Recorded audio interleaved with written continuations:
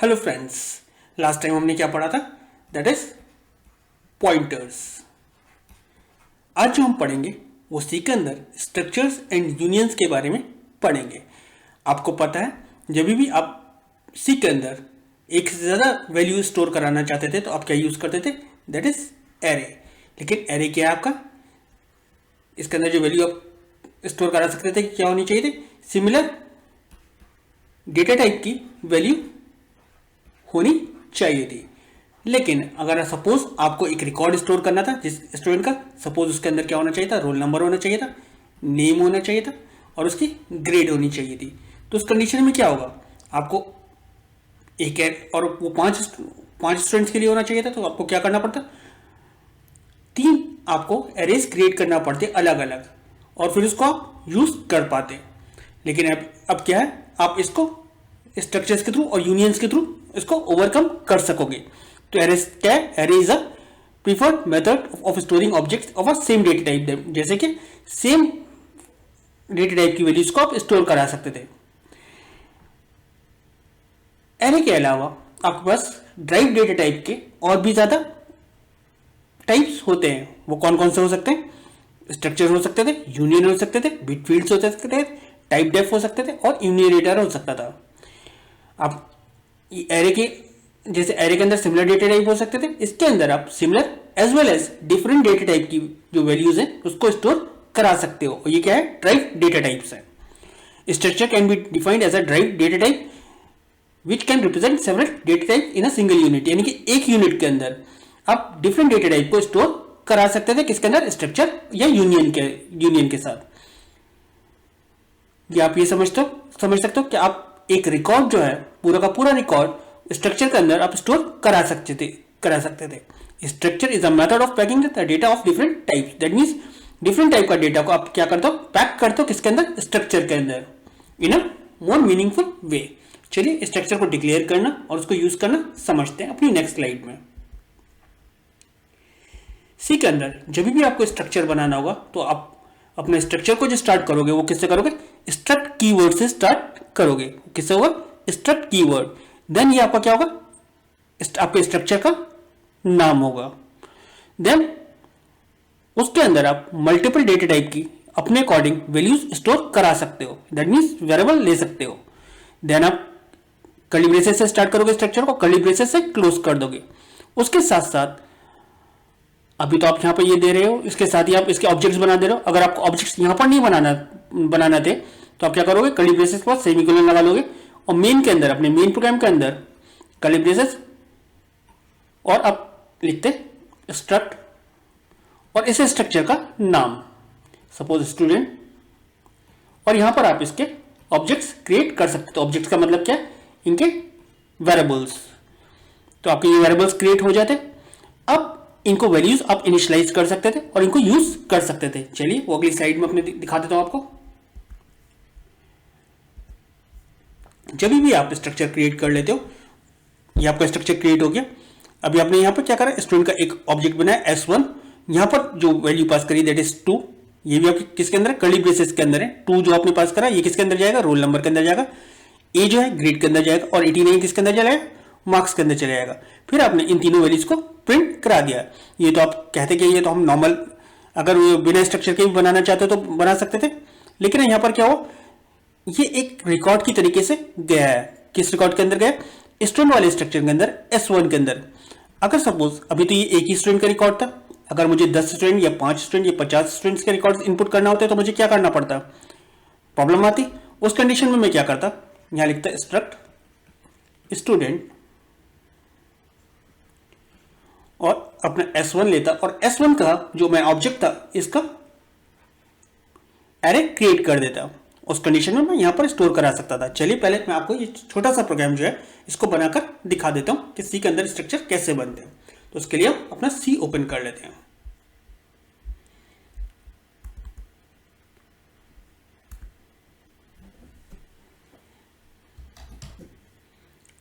मैं क्या करता हूं?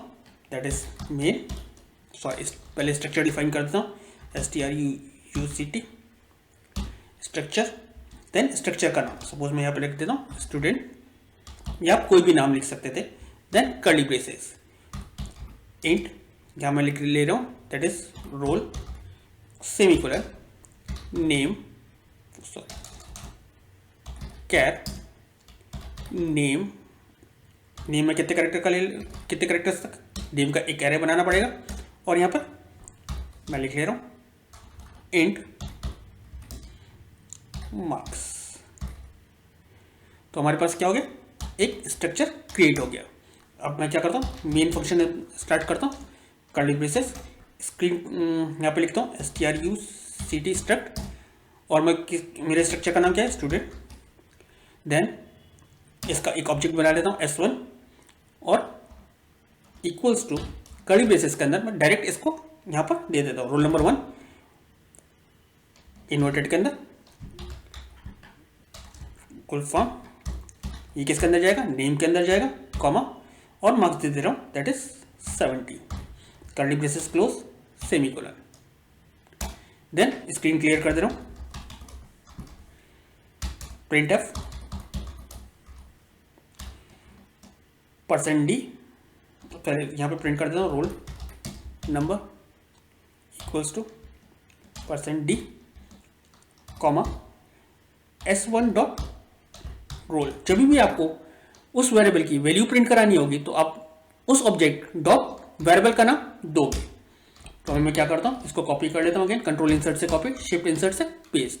यहाँ पर मुझे क्या चाहिए था, दैट इज नेम, तो मैं यहाँ लिख लेता हूँ नेम, और यहाँ S1 डॉट नेम, तो क्या प्रिंट कर देगा, दैट इज नेम प्रिंट कर देगा। Then again shift control insert और शिफ्ट इंसर्ट, यहाँ पर मैं क्या कर लेता हूँ, दैट इज मार्क्स। सिर्फ यहाँ पर भी गलती क्या हो रही थी, %s देना था मुझे क्योंकि स्ट्रिंग प्रिंट कर रहा हूँ। तो यहाँ पे S1 डॉट मार्क्स जो आपके वेरिएबल है, और मैं क्या यूज़ करूँगा, that is get ch user screen को स्टॉप करने के लिए, और कर्ली ब्रेसेस क्लोज कर दूंगा। सेव कर लेता हूँ इसको s.c के नाम से, इसको एग्जीक्यूट करते हैं। अभी एक एरर दे रहा है, प्रिंट की मैंने सब जगह प्रिंट की स्पेलिंग गलत दे रखी, क्या दे रखी, प्रिंट दे रखा, प्रिंट एफ देना था ना मुझे। चलिए इसको एक्जीक्यूट कर लेते हैं। तो आपके पास क्या आ गया, roll number 1 name equals to full form और मार्क्स इक्वल्स टू 70। अब ये एक ही लाइन में आ रहा है, तो हम क्या कर लेते हैं, इसको यहाँ पर \n दे देते हैं न्यू लाइन के लिए।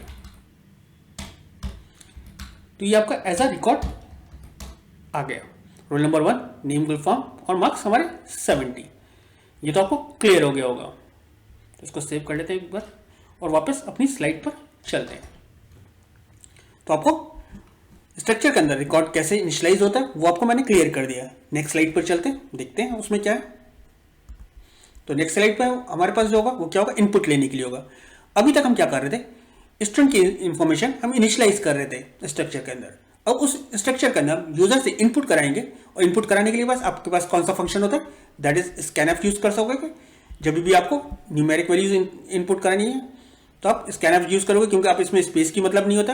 लेकिन नेम जो होगा आप उसके लिए गेट्स फंक्शन यूज कर लेना, क्योंकि स्कैनएफ के अंदर क्या होगा, जैसे स्पेस मिलेगा तो आगे का नेम वो नहीं लेगा, वो क्या करेगा, टर्मिनेट कर देगा। चलिए इसको पहले हम क्या करते हैं, इस प्रोग्राम को बनाकर देख लेते हैं। तो हमारे पास प्रोग्राम तो ये बना हुआ है, इसको हम क्या कर लेते हैं, सेव एस कर लेते हैं, सेव एस, और इसको कर लेते हैं s1.c। अभी तक हम क्या कर रहे थे, यहाँ पर वैल्यूज हमने इनिशियलाइज कर दिया, हम इसको हटा देते हैं। अब हमें क्या करना है, यूजर से वैल्यूज इनपुट करानी है। तो हम यहाँ पे क्या करते हैं, प्रिंट एफ मैसेज दे देते हैं, enter value of student roll number, और यूजर को मैसेज देने के बाद हम क्या करते हैं, इसको न्यू लाइन पे कर देते हैं कि न्यू लाइन पे चलेगा। और यहाँ पर हम क्या करते हैं, सेमीकोलन लगाते हैं और इसकी वैल्यू इनपुट करा लेते हैं, स्कैनएफ %d m% इन्वर्टेड में आएगा, ये किसके अंदर वैल्यू आएगी, दैट इज S1 डॉट किसके अंदर, दैट इज रोल के अंदर। मैं यहाँ पर इन्वर्टेड बंद करना भूल गया था, कॉमा, ये हमारे पास S1 डॉट रोल के अंदर वैल्यू आ जाएगी। दूसरी वैल्यू हमें क्या करना है, मैं इसको कॉपी कर लेता हूँ और इसको यहाँ पर पेस्ट कर देता हूँ। दूसरी वैल्यू हमारी क्या आएगी, स्टूडेंट का नेम आएगी। तो यहाँ पर मैं स्कैन एफ की जगह मैं क्या करता हूँ, मैं यहाँ पर गेट्स ले लेता हूँ, गेट्स s1 डॉट नेम। फिर मैं क्या करता हूँ, इसको अगेन पेस्ट कर देता हूँ। यहाँ पर मुझे चाहिए स्टूडेंट का मार्क्स चाहिए थे, मार्क्स लिख लिया मैंने, और यहाँ s1 डॉट मार्क्स ले लेता हूँ और इसको सेव कर देता हूँ। एग्जीक्यूट करते हैं इसको। एक एरर दिखा रहा है, अगेन हमेशा से वही गलती कर रहा हूँ, प्रिंट लिख दे रहा हूँ, क्योंकि पाइथन भी साथ में मैं पढ़ा रहा हूँ। तो वहाँ पर क्या हो रहा है, प्रॉब्लम आती है कि वहाँ पे प्रिंट फंक्शन है सब। अभी आपके पास क्या आ रहा है, enter value for roll number और फिर नेम की वैल्यू हो जा रही है, और आपको रोल नंबर 0 दिखा दे रहा है। प्रॉब्लम क्या आती है, जब भी आप न्यूमेरिक वैल्यू के बाद स्ट्रिंग वैल्यूज आप इनपुट कराते हो, तो वो क्या करता है, यहाँ पर प्रॉब्लम क्रिएट करता है। उसके लिए आप क्या करोगे, अपने बफर्स को फ्लश कर दोगे। यहाँ पर क्या करोगे, F flush stdin standard input, ये एक हेडर फाइल मांगेगा, दैट इज आपको इंक्लूड करानी पड़ेगी stdilib hash include stdlib.h।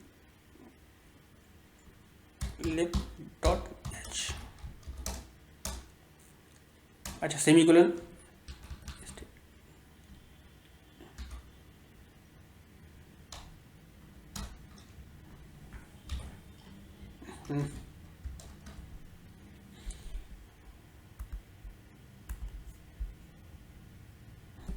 Alt enter, क्यों बड़ा नहीं हो रहा ये, एक्सेट कर दे रहा हूँ। देख ले रहे हैं एफ फ्लश के लिए कौन सी हेडर फाइल है हमारी, इंडेक्स एफ फ्लश। बफर्स के लिए देख ले रहे हैं,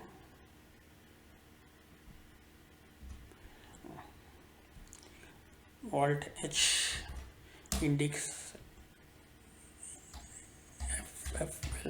एफ फ्लश, ये आ गया। stdio.h के अंदर में है ये, देखिए ये आप यहाँ पर मैंने यहाँ पर यूज़ भी करा होगा, that is F flush stdin.n भी होगा। चलिए मैं यहाँ पे लिख देता हूँ stdio.h।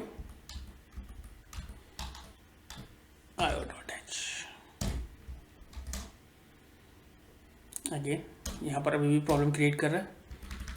अच्छा सॉरी, ये इसकी वजह से नहीं आ रहा है, ये आ रहा है आपका एरर किसकी वजह से, दैट इज मैंने यहाँ पर वेरिएबल की जो स्टोर कराना था %,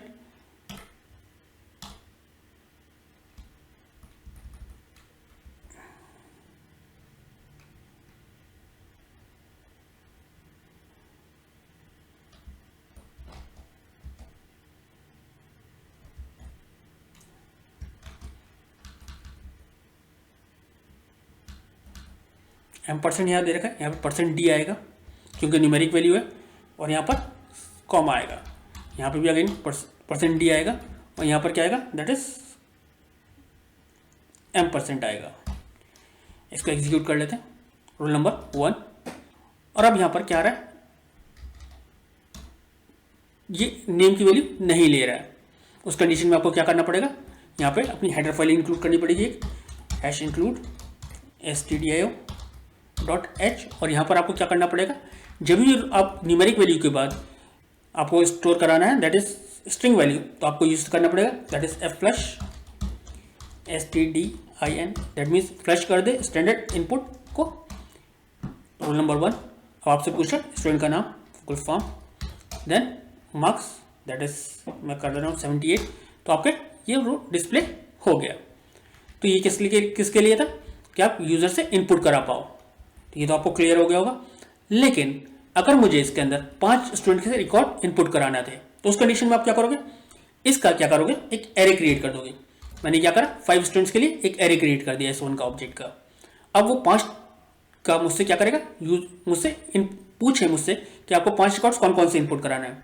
तो मैं यहाँ पे क्या कर रहा हूँ, यहाँ पर एक वेरिएबल और ले ले रहा हूँ, इंट आई किसके लिए होगा, लूप चलाने के लिए होगा, for I equals to 0, I less than 5, I की वैल्यू क्या होती रहे, प्लस होती रहे, कर्ली ब्रेसेस, और यहाँ पर मेरा इनपुट जहाँ पर हो रहा है वहाँ पर इनपुट 5 टाइम्स ये आ गया।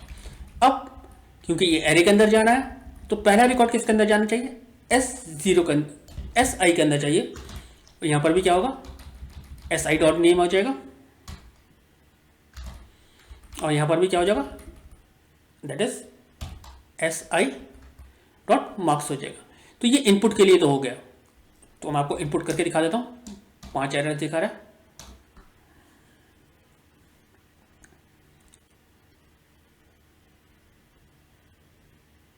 अच्छा, यहाँ क्योंकि यहाँ पर मैं इसको पहले कमेंट कर देता हूँ, इनपुट के लिए मैं आपको दिखा दे रहा हूँ, क्योंकि यहाँ पर क्या है, यहाँ पर मैंने एरे यूज़ नहीं करा है तो इसलिए एरर दिखा दे रहा है। तो 5 स्टूडेंट्स के मार्क्स मैं इनपुट करता हूँ 1 गुलफाम और that is 70, 2 Amit that is 90, 3 Manas that is 34, 4 Raju that is 45, 5 comma Nitin और 60। तो हमारे 5 रिकॉर्ड्स तो इनपुट हो गए थे। अब मुझे ये 5 रिकॉर्ड्स जो इनपुट कराए थे मैंने, ये प्रिंट करना थे। तो उसके लिए भी आपको क्या करना पड़ेगा, एज इट इज आपको लूप चलाना पड़ेगा। तो उसके लिए आप क्या करोगे, कंट्रोल इंसर्ट, कॉपी कर लिया आपने, होम शिफ्ट इंसर्ट, पेस्ट कर लिया। तो यहाँ पर हमारा बंद जो हो रहा था वो रह गया, और यहाँ पर हमें बंद करना पड़ेगा।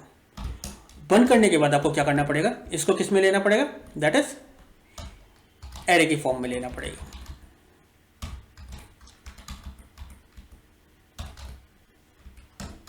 तो ये हमारे एरे की फॉर्म में आ गया। इसको सेव कर लेते हैं, इसको एग्जीक्यूट करते हैं।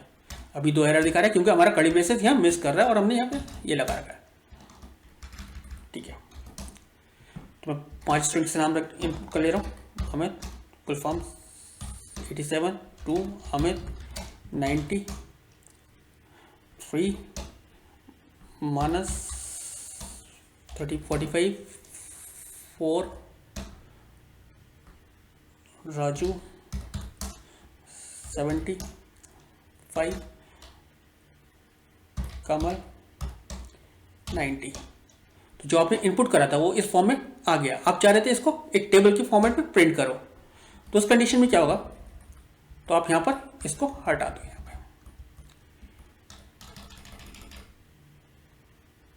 % रहने दो और न्यू लाइन यहां पर हटा दो। यहाँ पर भी आप नेम हटा दो, % रहने दो, न्यू लाइन हटा दो, मार्क्स हटा दो, % रहने दो और यहाँ हटा दो। अब मैं यहाँ पर क्या लिख रहा हूँ, प्रिंट करने से पहले यहाँ पर लिखे प्रिंट एफ, और किस पे चले जाए, नई लाइन पे चले जाए। सबसे पहले क्या प्रिंट कर दें, रोल नंबर। उसके बाद 2 बार टैब प्रेस करें, उसके बाद आपकी वैल्यू किसकी आ जाए, नेम की आ जाए। 3 बार टैप प्रेस करें, देन किसकी वैल्यू आ जाए, दैट इज मार्क्स की वैल्यू आ जाए, और उसके बाद वो न्यू लाइन पे चला जाए। तो आपको करना क्या है, ये आपका यहाँ पर ये तो फॉर्मेट हो गया। अब आपको यहाँ पर क्या करना है, क्योंकि यहाँ पर तो टैब है नहीं, यहाँ पर कितनी बार टैप था प्रिंट करने के लिए, 2 बार टैप था, 2 बार टैप दे दिया। यहाँ पर क्या है, प्रिंट करने के बाद यहाँ पर 3 बार टैप था और यहाँ पर 2 बार टैप था, और यहाँ पर 2 बार टैप होने के बाद वो क्या करे, प्रिंट करने के बाद न्यू लाइन पर चला जाए। चलिए इसको एग्जीक्यूट करते हैं। अभी एक एरर दिखा रहा है, अगेन प्रिंट कहीं पे यहाँ पर आ गया, प्रिंट एफ, इसको एग्जीक्यूट कर लेते हैं। रोल नंबर 1 वैल्यू गुलफाम, मार्क्स 90, 2 अमित मार्क्स 80, 3 मानस मार्क्स 90, 4 राजू मार्क्स 45, 5 कमल मार्क्स 70। आपके पास ये प्रिंट हो गया। तो यहाँ पर बस क्या था कि आपका टैप एक एक्स्ट्रा हो रहा है नीचे, उसको आप कम कर देंगे क्योंकि यहाँ पे 2 टैप्स की ज़रूरत है, यहाँ 3 टैप्स की ज़रूरत नहीं है। तो ये तो आपको क्लियर हो गया होगा कि आपको स्ट्रक्चर के अंदर एरे कैसे क्रिएट करते हो। चलिए अपनी नेक्स्ट स्लाइड पर चलते हैं और उसमें देखते हैं आगे क्या है।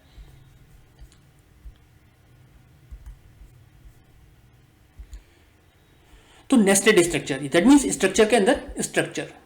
यहां पर क्या कर रखा है आपने, एक डेट का स्ट्रक्चर बना रखा है। यहां पर इंट डी मंथ ईयर के लिए आपने वेरिएबल्स डिक्लेयर करके आपने एक एम्प्लॉय स्ट्रक्चर बनाया, उसके अंदर आईडी के लिए ले लिया, और इस स्ट्रक्चर का जो आपने स्ट्रक्चर ऊपर बनाया डेट, उसका एक ऑब्जेक्ट बना दिया डेट ऑफ बर्थ, और दूसरा स्ट्रक्चर क्या बनाया डेट ऑफ ज्वाइनिंग। आपने क्या करा, अब जो स्ट्रक्चर का ऑब्जेक्ट बनाया आपने किसका बनाया, एम्प्लॉय ऑब्जेक्ट का, एम्प्लॉय स्ट्रक्चर का ऑब्जेक्ट बनाया E1। आपने एम्प्लॉय की आईडी इनपुट करे, उसकी डेट ऑफ बर्थ इनपुट करे और उसको प्रिंट करा दिया। यहाँ पे डेट ऑफ बर्थ का मंथ, दैट मीन्स जो इनपुट कराया था उसको आपने प्रिंट करा दोगे। यहाँ पे तो आपने इनपुट कराया, तो यहाँ पे क्या लिखोगे, print F %d comma %d, तीनों वैल्यूज लेनी है और ये तीनों बर्थ ऑफ डेट। ऐसे आप डेट ऑफ ज्वाइनिंग का यहाँ पर मैसेज दोगे और स्कैन करने के बाद उसको भी प्रिंट करा लोगे। ये तो आपको क्लियर हो जाएगा। चलिए अब आगे चलते हैं और हम देखते हैं यूनियंस क्या होते हैं।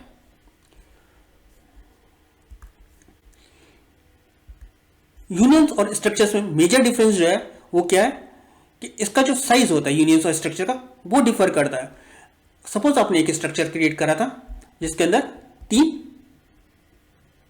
दैट इज मार्कअप ले लेता हूं। सपोज आपने एक स्ट्रक्चर क्रिएट करा था स्ट्रक्ट, इसके अंदर ABC कड़ी बेसिस। सपोज आपने लिया था इंट A कैर B और इंट C। तो इस स्ट्रक्चर का जो साइज होगा वो कितना होगा, that is 2 + 1 3 + 2 that is 5 bytes consume कर रहा होगा।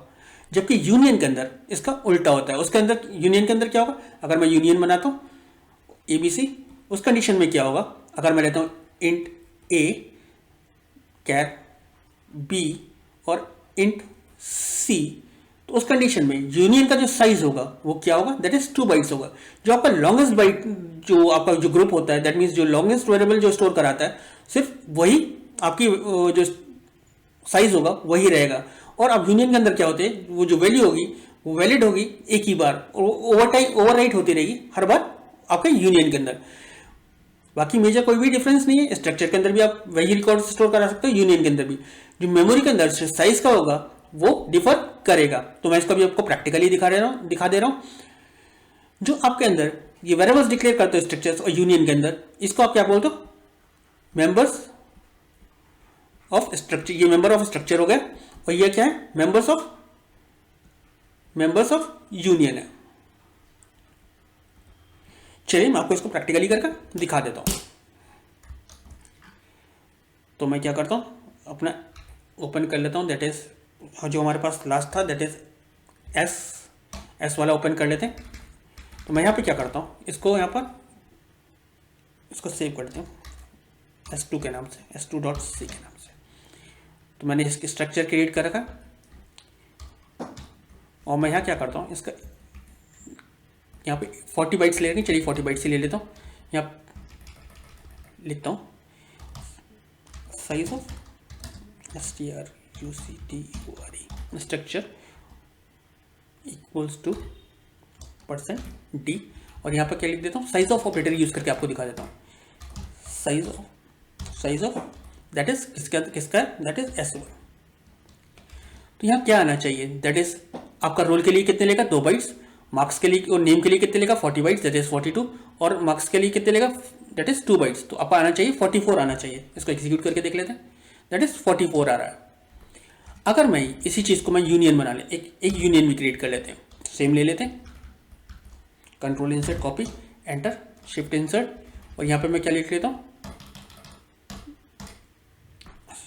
ऑल्ट बैक स्पेस, या इसका नाम रख देते हैं स्टूडेंट 1 इस यूनियन का, और यहाँ पे स्ट्रक्चर की जगह मैं ये क्या यूज कर लेता हूँ, यूनियन यूनियन, और यहाँ पे सबके आगे 1 लगा दे रहा हूँ क्योंकि सेम वेरिएबल्स नहीं हो सकते। और यहाँ पे मैं क्या लिखता हूँ, यूनियन, तो इसका यूनियन आपका क्या है, इसको कॉपी कर लेता हूं मैं, कंट्रोल,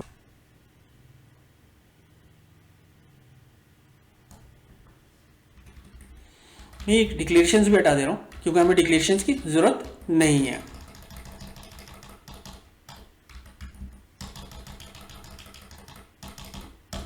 दैट मीन्स इसके इनिशियलाइजेशन की जरूरत नहीं है, हमें सिर्फ साइज देखना है। तो स्ट्रक्चर ऑफ आपका क्या है, स्ट्रक्चर का साइज कितना आ रहा है, 44 आ रहा है, जबकि यूनियन का कितना आ रहा है, जो लार्जेस्ट बाइट है उसने आपका कंज्यूम कर लिया, जो लार्जेस्ट डेटा टाइप था उसने वो यूज कर लिया। चलिए आगे चलकर अपना देखते हैं कि इसमें डिफरेंस और क्या क्या होते हैं।